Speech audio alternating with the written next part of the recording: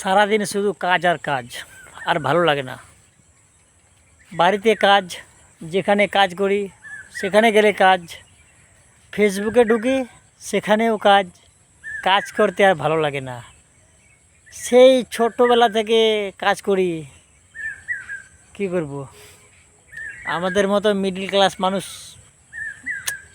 কাজ না করলে জীবন বেকার। জীবনে বাঁচাই যাবে না কাজ না করলে। খাবো কি, খাওয়াবে কে? তাই আমাদেরকে কাজ নিয়ে টেনশন করলে চলবে না।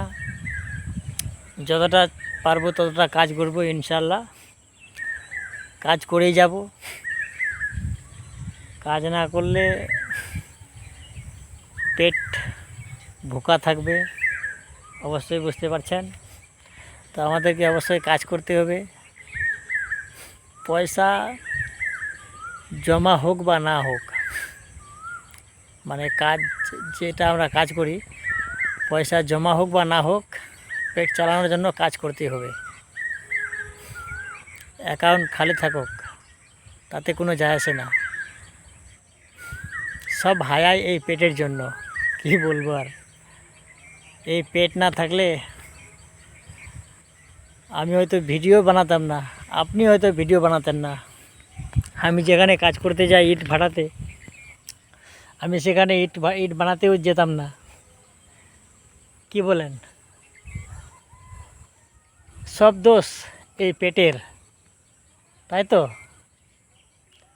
আমি যদি ঠিক বলে থাকি অবশ্যই কমেন্ট করে জানাবেন, আর যদি ভুল বলে থাকি তাও জানাবেন। যদি সব দোষ এই পেটের না থাকে অবশ্যই জানাবেন, আমি ভুলটা শুধরানোর চেষ্টা করব আর কি। আমার যতদূর আইডিয়ার সব দোষ এই পেটের। পেটটা তো আল্লাহ দিয়েছে, তো আমি তো বলতে পারবো না দোষ আল্লাহর, দোষ পেটের। এত শুধু খালি খাই খাই খাই খাই খাই খাই, এত খাবার যায় কোথায়?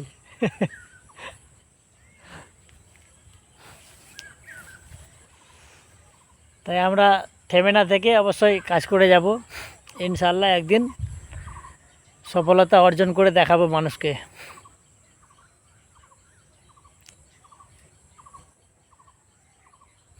এই যে আমি এখন এই আম গাছের পাশে চলে এসেছি, এই যে আম গাছ।